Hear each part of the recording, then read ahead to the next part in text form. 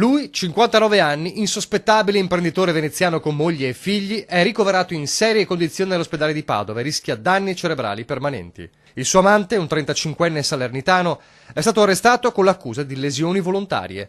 Sono i protagonisti di un episodio di sesso estremo sadomaso consumato a Padova e nel quale il 59enne è finito quasi strangolato con una cintura di cuoio al collo e un asciugamano a coprirgli la testa. Una tragedia sfiorata per un soffio, ma il dramma resta, viste le complicazioni per la prolungata mancanza di ossigeno sofferta dal 59enne.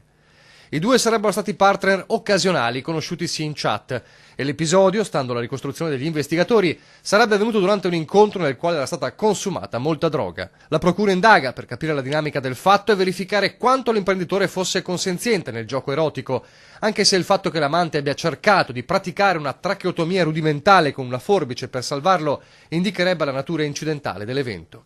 Quando i soccorsi sono arrivati, il 35enne era sconvolto per il gioco erotico finito in questo modo. Per lui, arrestato, è stato disposto l'obbligo di dimora.